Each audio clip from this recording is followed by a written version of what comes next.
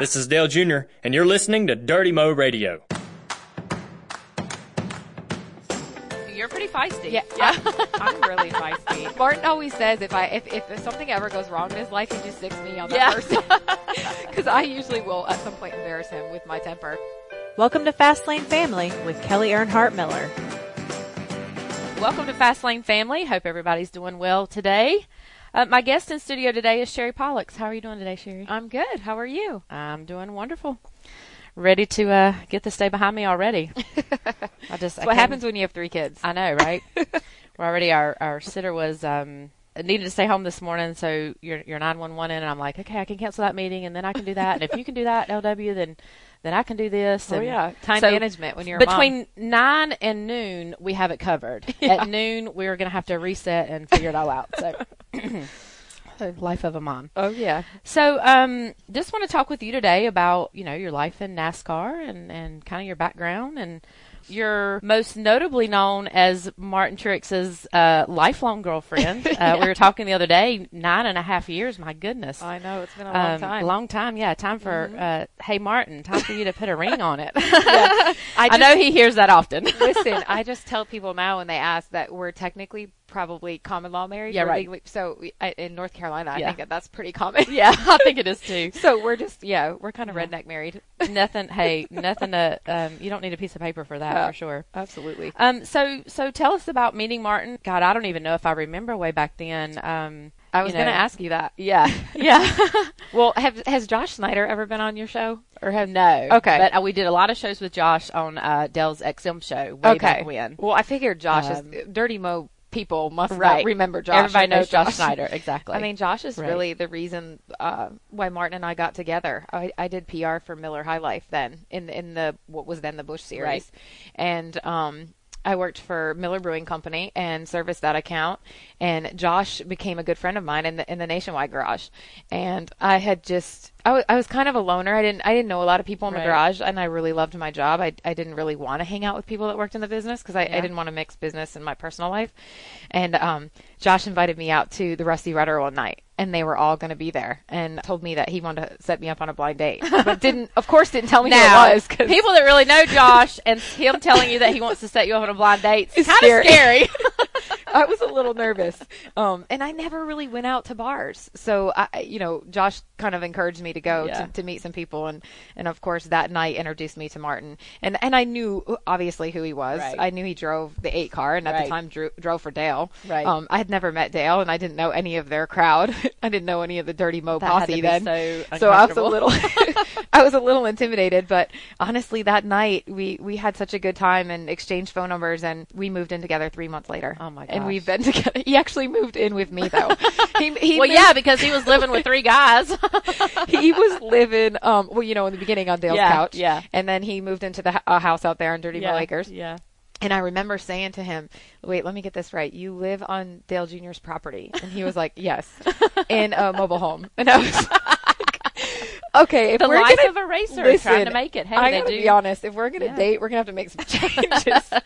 So I was building my first home then in Mooresville, and I was obviously really proud of myself because it was my first house. It was this little 3-bedroom house in Saucy Burbank, and it was almost finished. And I said, well, if you want to make some changes and grow up, you can move in with me. So we moved in together into my house and lived there for about a year before we bought a house together. So yeah. Seems like it was so long ago. It was 9.5 years, long time. I know. Yeah, I know. long time. Yeah. So you talked about your, the beginnings in racing. How were you introduced to racing? My father started a race team when I was in middle school. So I was about 13 years old when my dad got into it, and he actually came to NASCAR. He's a medical malpractice negotiator. So he came to NASCAR to sell them insurance policies, which is crazy, and ended up meeting some people and starting a race team.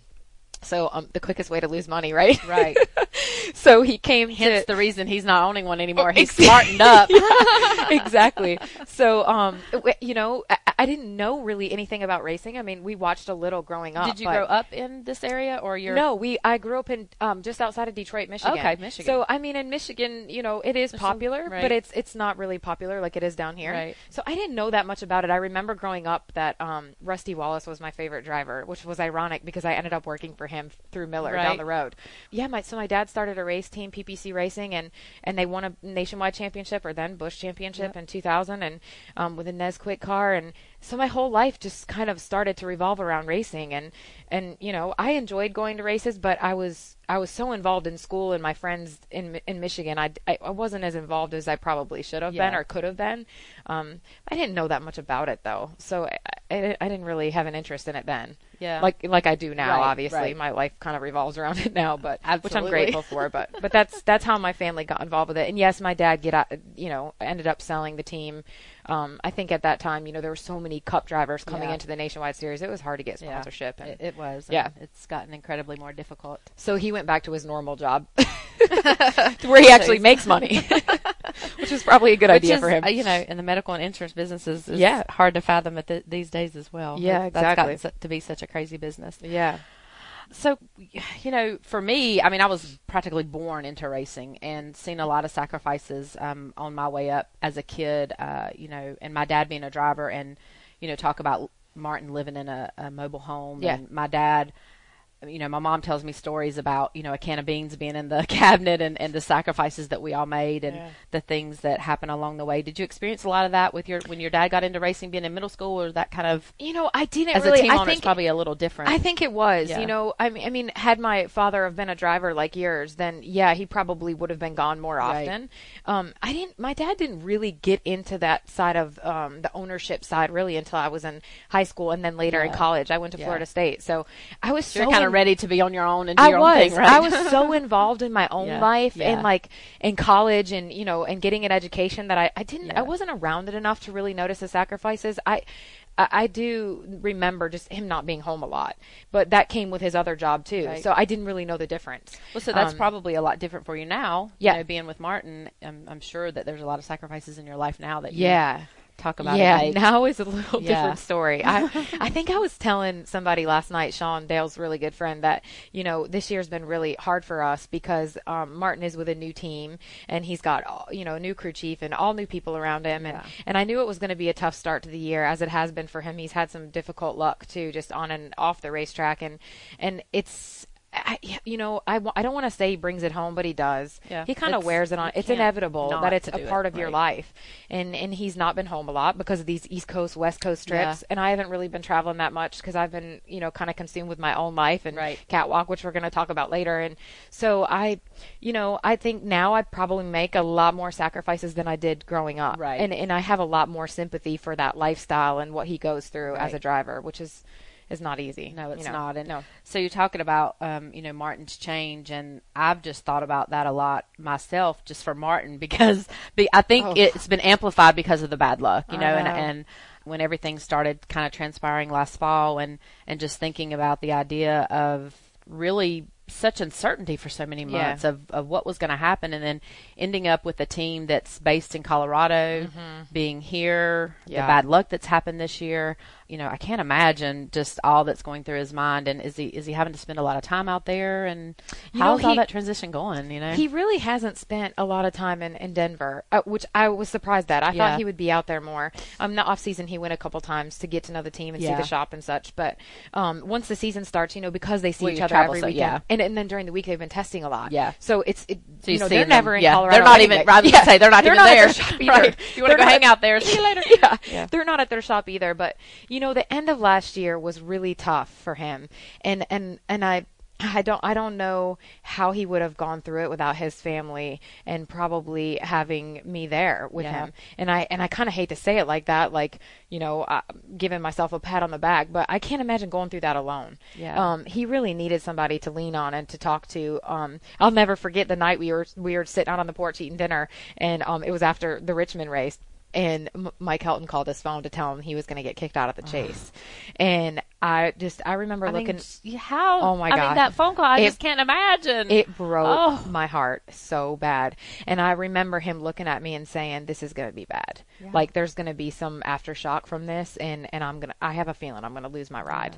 Yeah. And I guess because I knew he was so innocent in the whole thing, it really bothered me. It bothered me that he was taking the fall for everybody else. Right. And it seems like in his career, he's always kind of been like in the backlight behind somebody. Like even when he was Dale's teammate at DEI, you know, I mean, Dale was, they were so close and such good friends. So Martin never cared. Right. But when he was in the 1 car and Dale was in the 8 car, it was always like Martin was just kind of behind in the shadows all the time. He never really came out of his shell.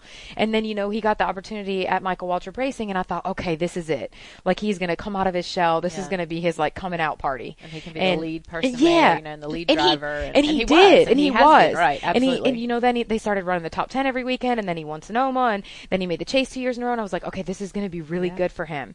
And then the dominoes all fell again. I was like, here we go again. Right back down the roller coaster. And then, you know, at that point we looked at each other, and Martin was like, when we found out he lost his ride, we were like, where are we going to go? There's nowhere there's no options. Because at that time Kurt was just deciding that he was going to go to Stewart Haas. Right. So you know, he did talk to some other teams throughout that process. There was some teams that offered 4th cars, and they just weren't great opportunities. It was like, we'll throw a 4th car together for you in here. And it made him really nervous. Right. And he knew Kurt had run well in that car. He knew Todd Barrier. Yep. I think it was an opportunity. Guy, he really likes Todd and respects him. And Harvick called him to talk to him about Todd and how close they were, and that helped him a lot.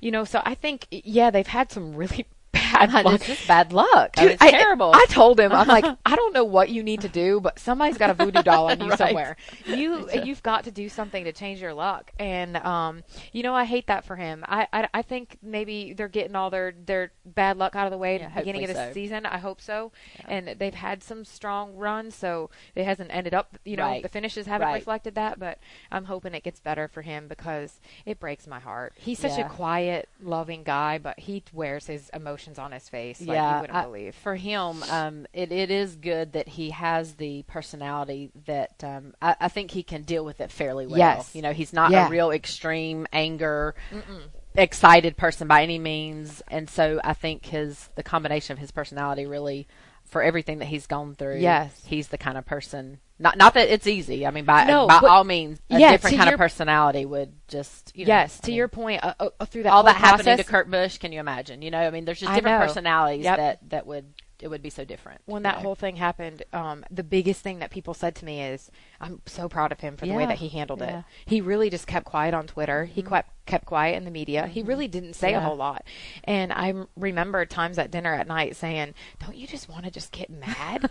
Like, I would just have to let it go at some point. And he's like, I can't change it though. Right. And what's the point at this point? Yeah. What is that going to do for anybody? I can't. When change he's probably back high on the mountain, that all that stuff will come out. I know. And I saw he tweeted the other day after this past weekend, he ran over a piece of debris and it tore the splitter off the car, and he finished like 23rd, and he was really upset. And he said, you know, I'm hoping I'm getting all my bad luck out of the way now, and that it's all going to be worth it. Like, I know there's a time coming for me when I'm going to be back high on the mountain again, and this is all, I'm going to look back and it's all going to be worth it. Exactly. So let's hope that's the case. That's when he's going to shout about, how hard, you know, all the emotions they experience going through it. Yeah. So you talked about Martin winning at Sonoma, and I didn't know this, but as I was talking to Mike Davis and Amanda about putting the show together today, Mike told me a story about how you stood behind the scenes in Victory Lane and took pictures and kind of captured the whole moment.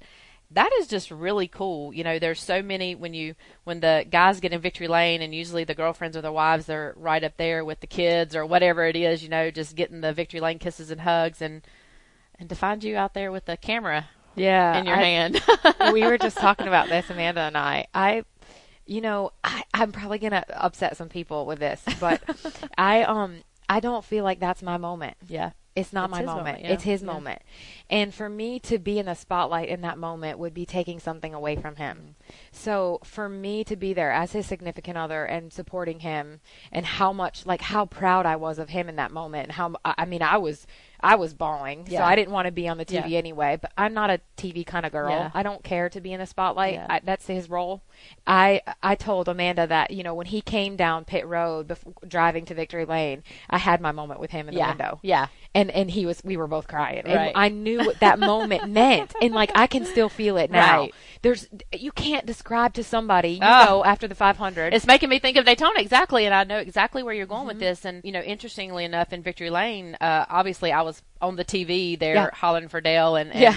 everything right there at the end. And that emotion for me was for him. Yes. It wasn't for me. No. I knew that was such a relief and Yeah. just such a win for him and how hard he worked for it.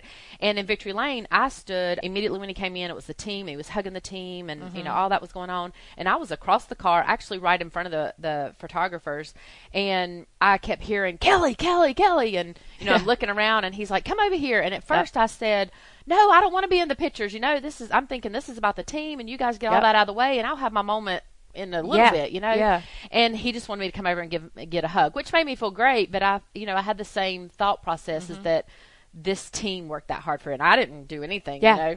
That's how I feel I didn't have too. a role in that really. Yeah, I think as a significant other, I just feel like that whole moment and that whole process is not about me. Yeah. Winning is so hard. It is so hard that in this all sport. those people, And I wish I could do like a blog or a diary to make the fans understand how competitive this sport really is and what they go through. And when that moment happens, it's like this relief and Martin hadn't won in so long. So Sonoma was like, it'd been huge. 4 or 5 years for us. Yep. So, I remember when he pulled into Victory Lane, same thing, all the team and everybody was going crazy, and I did the same thing. I ducked over in front of the photographers. I got down on my knees and I had my cell phone. I thought, I'm not going to miss this moment. I'm going to capture it all in. And I had 700 pictures at the end of the day on my phone. I remember him doing his TV interview and stuff, and I was telling Amanda, all the fans on Twitter, I took a lot of heat for that. All the fans on Twitter were like, where were you? Yeah. Why weren't you there? I'm like, no, I was there. That was his moment.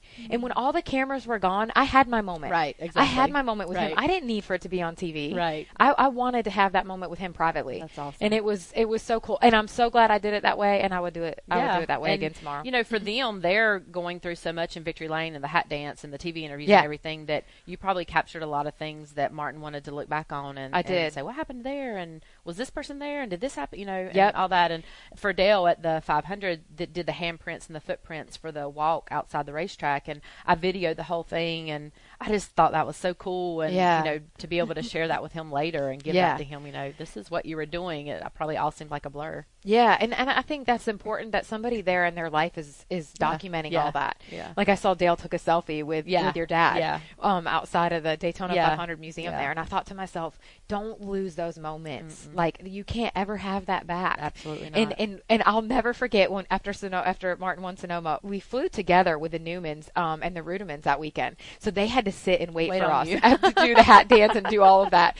And so 3 hours later, when Martin gets done with his interviews, they're sitting in their Suburban inside the track. So we get there, we drive to the airport. We're all walking to the plane, and Martin was carrying his trophy. It weighed 62 pounds. It was this huge. Gosh. And Just so a wine bottle or something. It was like a about, huge barrels with Yeah. wine. And he's got his backpack on. He looks like a little kid going to school. And he's carrying his trophy like this. And he turned around in the middle of the runway and said, babe, will you take my picture? I bet I'm the only driver that carries his own trophy to his airplane. And I took a picture, and I remember that was my favorite picture from that awesome. weekend. Because I was so proud of him for not having too much pride to do that. Yeah. He doesn't Absolutely. care. He was That's so awesome. proud of himself in that moment. That's awesome. He wanted everybody to see him carrying his trophy through the airport to the Look, airplane. I'm doing this. Yeah. So that was cool. So you talked about Twitter, and you have a really big following on Twitter. And I don't know, has Dale Jr. on Twitter hampered your Twitter efforts at all? Oh, my blowing God. up your timeline and feed? Seriously, what happened to him? What did you do? I didn't do anything. We've had this conversation. Several people in the company have had this conversation with him over the last 6 to 9 months. It's really starting to be something that our partners and sponsors ask about a lot, and is Dale Jr. ever going to get on Twitter? And why aren't you guys on Twitter? And it would just be so great for us. And I had no idea that night that he was going to actually post his first tweet. and I think just winning the race and everything. We had talked about in months prior with Mike Hogue, who travels with him quite a bit, about a moment, because he hasn't been on Twitter, and Twitter just celebrated its 8th year. Yeah, it's hard to believe. I know. And because he hasn't, that the introduction for him on Twitter had to be big. Yeah, and it had to be neat and authentic to him. I mean, he's just not going to sit there on the couch at home and be like, "Oh, hey, now I'm on Twitter." Yeah, like he wanted a moment to go with it. So, I guess that moment came, and LW and I had stayed for all of that, and were taking off at like 2 or 3 in the morning, and I had put on my Twitter, "Hey, better start following at Dale Jr. I feel like, it's coming soon, so get on, go ahead and get on there as a follower so that if you want to be his new BFF, yeah. And I had no idea that an hour later, here comes the first tweet, these people probably think, all that was set up, but it really wasn't. It was quite interesting. But in talking about Twitter, there's a downside to Twitter. Yes. And for you guys over the last 4 or 5, and you just talked about it with the Sonoma thing and people beating you up. And, how do you deal with that? And I mean, I have to deal with that too, so it's interesting to hear people's perspectives on how they feel about it. I mean, with the Sonoma thing, when I say I took heat for it, I don't think people were trying to be mean, but I felt like in 140 characters or less, they're just trying to express their yeah, right, behind a computer somewhere in their basement. So I felt like maybe they were just people were implying that I wasn't there to be in that moment, or where were you, or why weren't you with him, or why didn't you hug him when he got out of the car when he was celebrating in front of the cameras? And again, I didn't even reply to anyone, but in my mind I was thinking because it wasn't my moment. But I didn't want to say that. I didn't want to upset anyone on Twitter. I just said yes, I was there, and then I ended up just posting a picture of us together in victory lane, so that kind of put all that to rest, because people always speculate, if you're not at a race one weekend that you guys broke up, where are you at? Like, are you pregnant, or are you like, no, it's all good, I just want to be home this weekend. Twitter's like our tabloid. We don't have the paper version. What would we do without Twitter now? We don't know what people are having for breakfast, or what they're doing that day, or how they feel about the weather. Yes. Yeah, exactly. I think there's just pros and cons to Twitter. I got on Twitter for probably the same reasons that you did. At the time, we had sponsors that really wanted us to be open to the fans. Yeah. And even in this sport, I think more so than any other sports, pro athletes, wives or significant others are a big part of who they are. Yep. And they asked me if I would do it, and I gladly said I would, because I wanted to interact with the fans and I wanted to be a part of it. The first probably 6 months I was on there, I did get some really mean, hateful tweets. Yeah. And I learned to use the block button really fast. Yeah, for real. So after I blocked the initial onset of really mean people, I didn't get a lot after that, and I haven't had a lot in the past year, to be honest. For the most part, everybody that follows me is very nice. I post a lot of things about how I feel about life and being grateful for your life and your health, and I love think all your people appreciate that inspiration. Yeah, I have a really strong faith. I don't know. I feel like I try to instill that on other people without forcing it on them. And if you want to read, you don't have to follow me. Right, it's a choice. Absolutely. It's a choice. Right. So if you don't like what I'm writing about, or you don't like that I'm religious, or that I'm giving my views on something, that's fine. You don't have to follow me.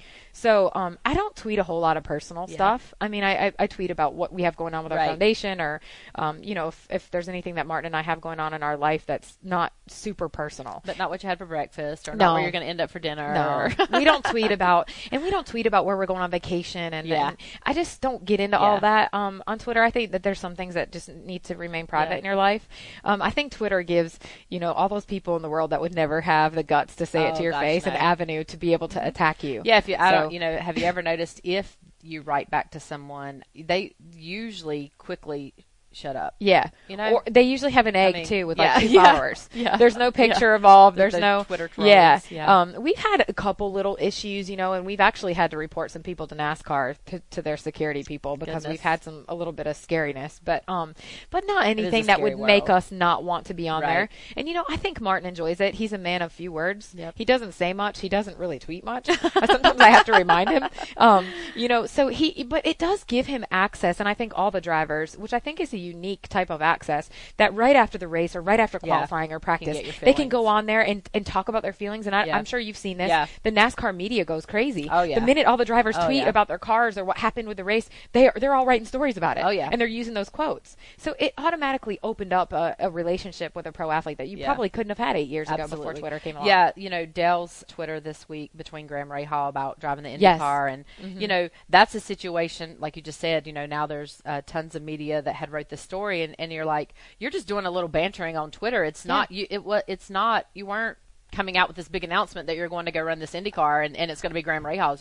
It was like this fun, hey, why don't we swap car kind of thing, and then it just blew up. Everybody took it for way what it was not worth. So it can be I think that was Dale's really first experience for that. Yeah, and just been doing the question and answering people and this, that, and the other, and then realizing that when you get in a banter like that and how the media are all over it, Yeah, and I remember asking Amy, Dale's girlfriend, why they weren't on there. And I remember her telling me that she had asked Dale why he wasn't on Twitter, and he didn't want to open himself up like that. I think people probably don't know about your brother is that he is kind of a private and shy person. And he had actually told me before that he didn't want people to be able to attack him. Right. He didn't want to give them an avenue to judge him. Right. And I don't think there's anything wrong with that. No. I think now that he's on there, he probably sees the majority of people just want to talk to him. They do, yeah. And ask him questions. Yeah, and the Throwback Thursday, he posts cool pictures of your dad. Yeah, and exactly. It's awesome. And it's an open dialogue that you can have with people you'd probably never otherwise be able to speak to. Right. So I think that I don't know. You just always have to remember that you really don't owe people a response. And it's a privilege, really, to be on there. I noticed it's a privilege for everybody to interact and go back and forth. And if you don't want to answer something, you're not obligated to. No. And if people are being mean, you don't have to pay any attention. I notice when he's on the airplane, he does it a lot. I said conversations. That because he has Wi-Fi in his plane, so when he's in the air, he just gets. Yeah, Amy said he just gets bored and he gets going, and all of a sudden my timeline's blowing up Twitter. I said to Martin, I was like, "Well, Dale's got the hang of this Twitter thing." It didn't take him long at all. It didn't take him long, so. Didn't take him long at all. So let's talk about one of my favorite stores in Mooresville, Lavender. I got to go there yesterday and get a couple cute things. So you've got a boutique here in Mooresville called Lavender Boutique. And how many years have you been there? And talk about, that's kind of your thing in your life and what you do. Yeah, I mean, I think it's important as a significant other of a pro athlete or wherever you are in your life, even if your husband is whatever, it doesn't matter, has a desk job, to have something of your own that you appreciate and you've worked hard for. And for me, that was opening my store, and it's been there for 6 years.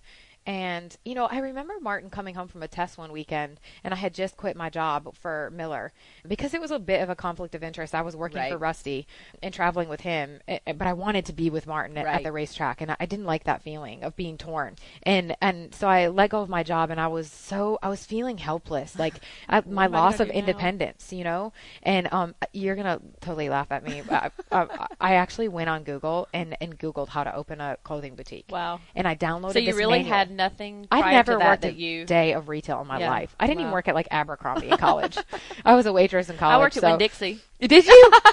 And a shoe boutique in Mooresville. Oh my way God, back that's when. too funny. I was a bartender and a waitress in college, so I had no retail experience. I didn't know what I was doing, but I knew I loved fashion, and it was the only thing outside of sports marketing, which is what I went to school for, that I really had a passion for. So, I researched it a little bit. John Hondros is my banker at SunTrust. I went to SunTrust and asked him if I could take a business loan out for my business. And I remember John looking at me going, "Do you have a business plan?" I was like, "No, but I can get you one." Right. And I went home and Googled I got how to that write online. it. I got that online too. So, 6 months later, I got my bank loan and opened my store. Yeah, I remember. And I remember very well. Like that day, that night for me when I opened my store and all my friends and family came and I knew that was mine. I had worked so hard for that. I can't explain that feeling. I'm sure it's how Martin and Dale feel when they go to a new team and they meet everybody, and that sense of ownership of something that's yours that you have a lot of respect and love for. My store is like my baby, and I think it's nice to have something outside of racing. So I get up and go to work today, on a normal day, and there's nobody there talking to me about racing, and it's so nice. Right. I work in the fashion industry. Nobody even knows anything about NASCAR. Most of the people I meet are like, "What he does? What?" Right. don't pay any attention to it. And don't even So, put it together. yeah, and I enjoy having that independence, and I wouldn't give it up for anything in the world. And so you work in the store pretty much every week. I mean, you're there a day or two. And Yeah, you do all the buying. Yeah, and, well, that's the mean, biggest thing, yeah. I think. During the week, it depends. If I'm traveling, I'm probably only there 1 or 2 days a week.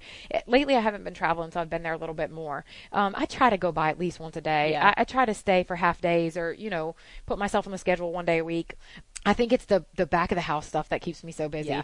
The budgets And you can the do that from financial anywhere, planning. really. So So I do a lot of that on yeah. the bus when I'm Yeah. traveling. I do a lot of buying when I'm on the bus. I do go to New York and Atlanta Yep. 2 or 3 times a year. So I stay pretty busy. Yeah. It's a lot of fun, though. It's got to be a lot of fun. Yeah, And see I all the love new it. stuff, Yeah. 6 and 9 months out before Yeah.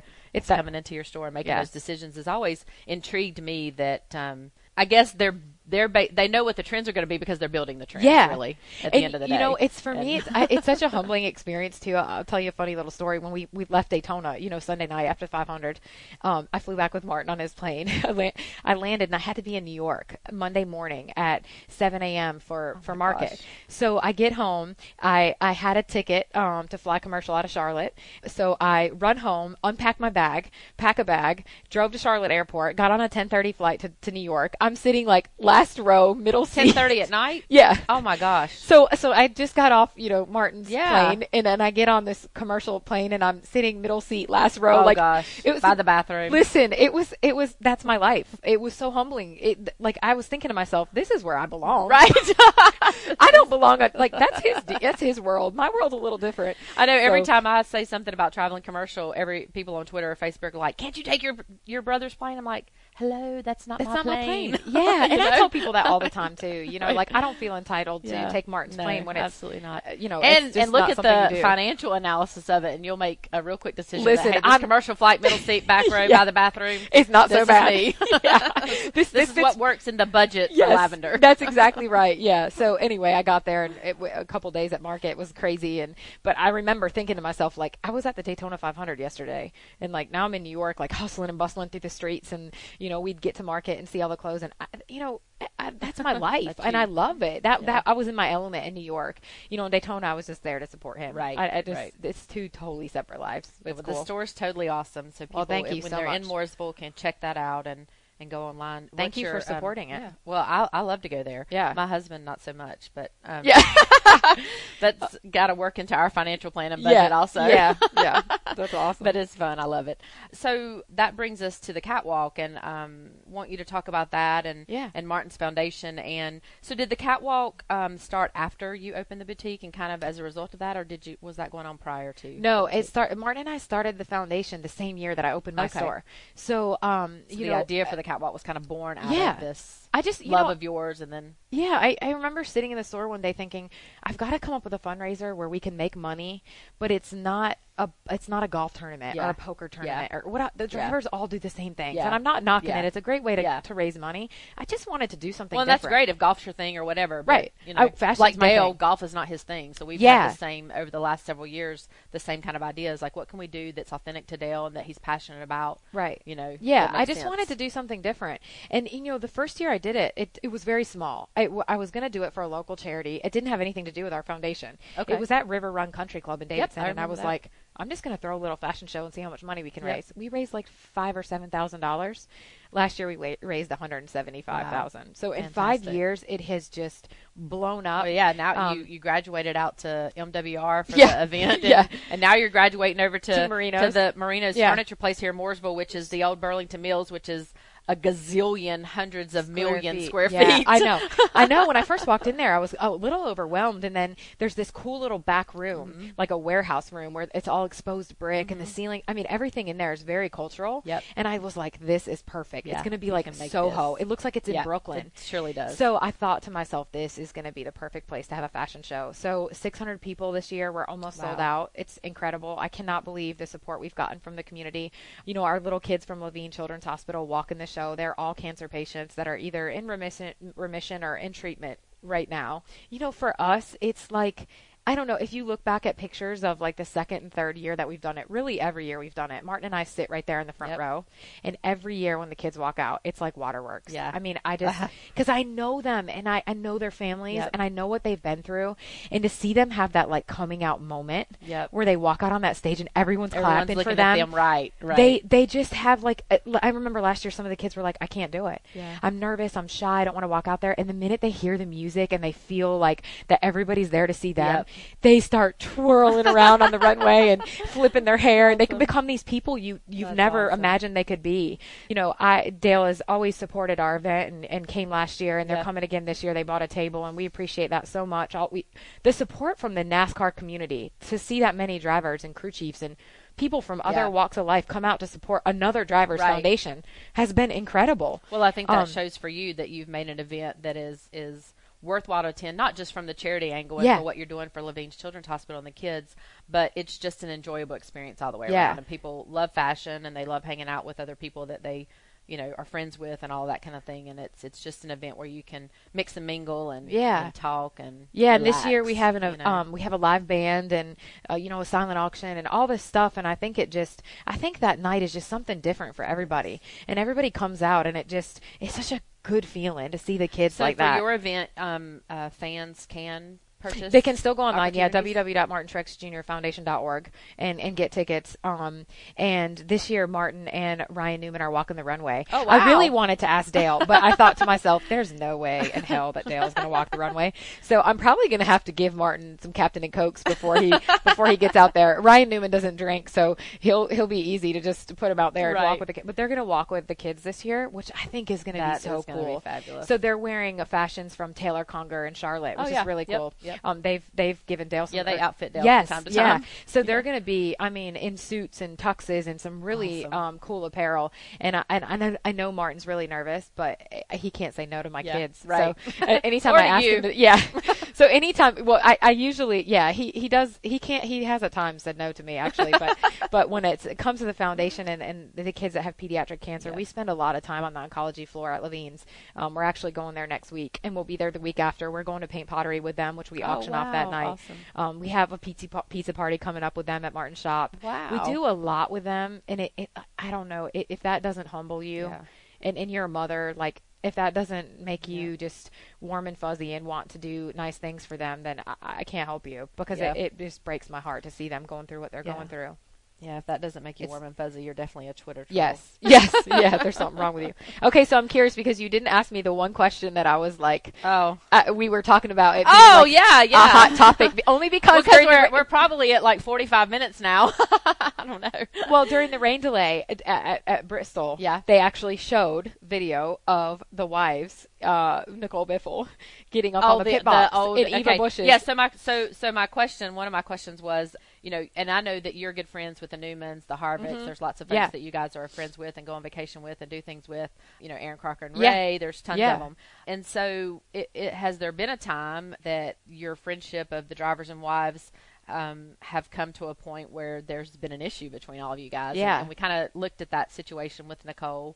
And how hard it is to keep your emotions in check. I didn't get to watch Bristol because I was on a plane to California, so I was having to follow it through Twitter with the Wi-Fi on the plane, so I couldn't. Yeah, well, I was telling Amanda it was interesting because when they showed all of that and they showed the wives kind of going after each other, I had a lot of people tweet me and say, "Would you ever do that? You know, can you ever imagine yourself in that moment?" There's people that don't know you. You're pretty feisty. Yeah. I'm really feisty. I was telling Amanda, there's somebody. It's a great balance between you and Martin. Yeah. Martin always says if something ever goes wrong in his life, he just sicks me on that person, because I usually will at some point embarrass him with my temper. I am really feisty and I'm really sassy, but I'm very respectful too of where my place is in this sport and where my place is in his life, and to me it is not acceptable. It's just something that, you know, when things happen on the racetrack, that's between Martin and the driver that he had an issue with. I can't imagine ever walking up to a significant other or wife, and I know in that moment Nicole Biffle it was the heat of the moment. You know, she was worried about her husband's Right. safety, and I respect that. Right. I mean, there's a lot of times that Martin has hit the wall or his throttle stuck or, his car's caught on fire, and I've thought to myself, God, please don't let it happen like this. You just have that moment where your heart just sinks to the floor. But if somebody ever caused him harm in a race car, then I don't know. It might be a different story. That might be a different Right. story. But like wrecking him and having issues on the racetrack, I remember for a while there, him and Jeff Gordon just every Seems like year they it had seemed like they had magnets. run-ins. And I just, every time we were around Jeff, I just was like, God, so I don't like you. I really want to punch you in the face right now, but you can't do There was that. a time when I wanted to trip Kyle Busch for a long time. Yeah. Every time I seen him walking, I just want to like stick my foot out there. Yeah, And go, just by accident, and be like, I'm sorry. I mean, I've had those thoughts, don't get me wrong, but I just, in that moment, just, I can't imagine disrespecting somebody's wife like that. It's not my place, so I would never do it, but I appreciate the wives that do, because it's fun to watch. It's funny. It's a good show to put on, for sure. Great. Well, I really appreciate you being with us today, and hope everybody enjoyed that conversation. We're going to move on to Ask Kelley and your questions that you've submitted via Twitter using the hashtag Ask Kelley, and you can do that each week. I'll try to send out a reminder on Tuesday. Yesterday I got so busy that it was late afternoon before I got to it. And if you have any thoughts on these too, Sherry, you can chime in. All right, Amanda. All right, at NASCAR Jason, were you ever able to travel to the races with your dad when you were growing up? Oh, absolutely. My stories of traveling with Dad, really our summer vacation was Daytona. And, cool. For the kids, it was Dale and I would head down there. And sometimes we would have a sitter go with us, and we'd go off to Disney. And I'm talking, I am 41, so this is 30 years ago. Yeah, we traveled a lot. We had this conversion van. That's awesome. That we would travel in, and we would, back then, the motorhome lot was called the paddock area. And all of the moms and dads, the drivers would drive up in their conversion vans or their station wagons or whatever it was. And we would have our food in the back, and, you'd open up the back of the station wagon or, the side doors of the van or whatever you were in. And we just played out there with, for me, I played out there with Rebecca Petty and oh my gosh. People like that. It was That's cool. really fun.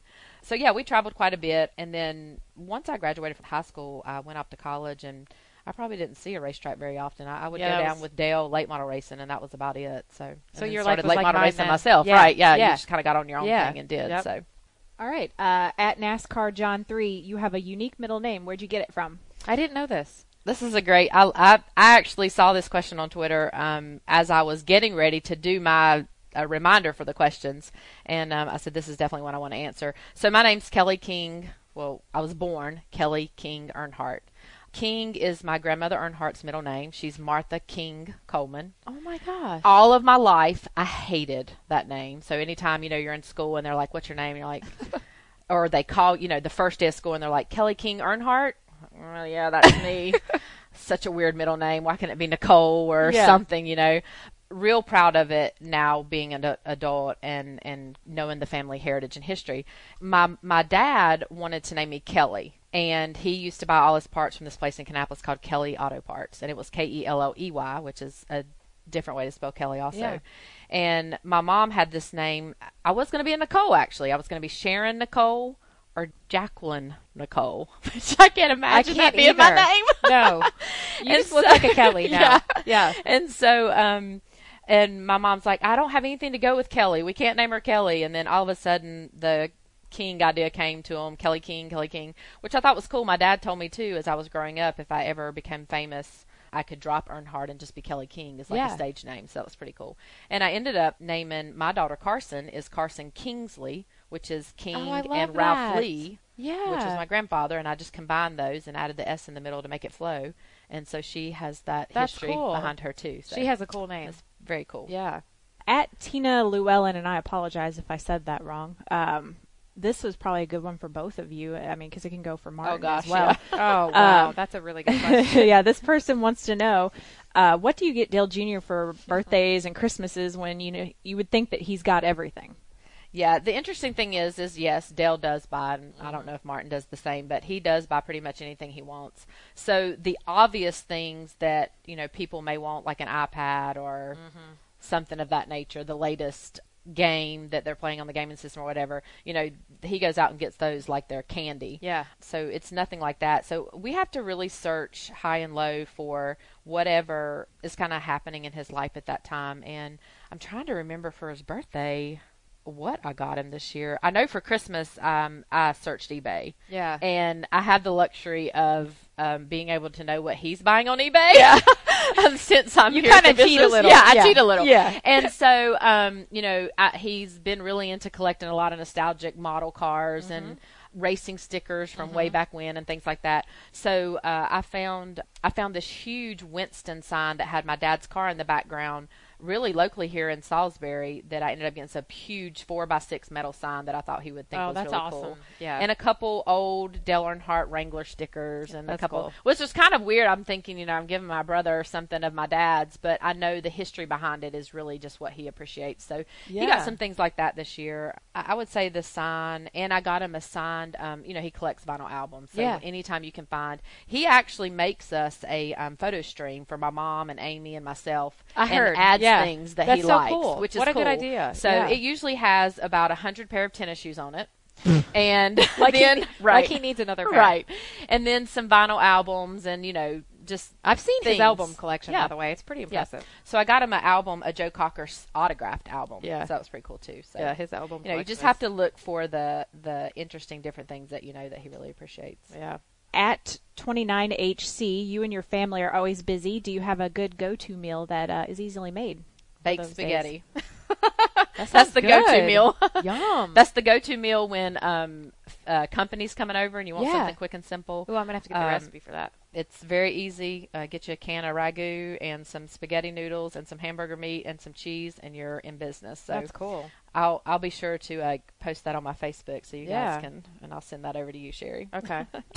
All right. Well, thanks for all those questions. And my final thought is for Sherry, and this kind of goes along with one of the Twitter questions. Do you and Martin have a favorite recipe that you like to cook? Do you cook a lot at home? I do cook a lot. I cook. No, we never go out to eat. Martin does not like to go out when he's home. He just wants to be home. He's like Dale. He's kind of a homebody.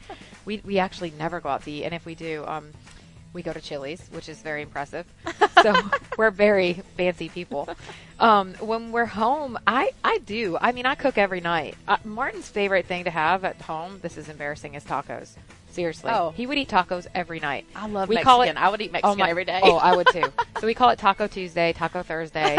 We pretty much have tacos all Mexican the time. Monday. I actually went out to a birthday party last night with some girlfriends, and he had tacos. Shocker. I made him tacos before I left. I don't really have like a go-to recipe that I cook for him that he loves. The only thing I can say is I make a really mean meatloaf, and I know that sounds gross, but it's really good. So I make that with like homemade mashed potatoes and vegetables and salad and bread. We're like meat and potatoes type of people. We so are we too eat a in lot. our family. Yeah, we don't really. I don't cook super healthy. I mean, I don't not cook healthy, but we eat pretty normal. Yeah. So I mean, I cook every night, but I don't know that he really has a favorite recipe, but I do get stuck cooking all the time, and I enjoy it, but. I do get tired of it sometimes. I get tired of trying to find new things to make. Oh, yeah. That's why I said I need the I baked think spaghetti recipe. I took this class called Control the Spin.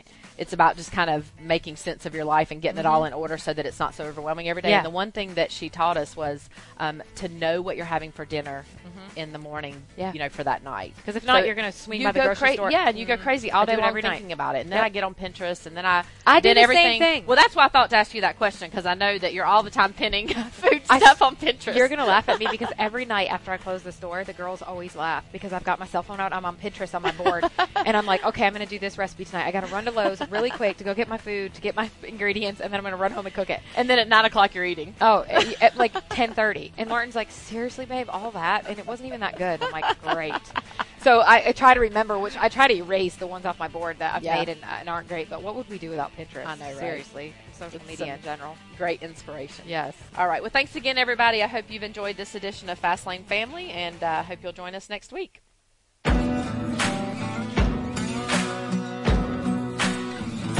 Thanks for listening to Dirty Mo Radio.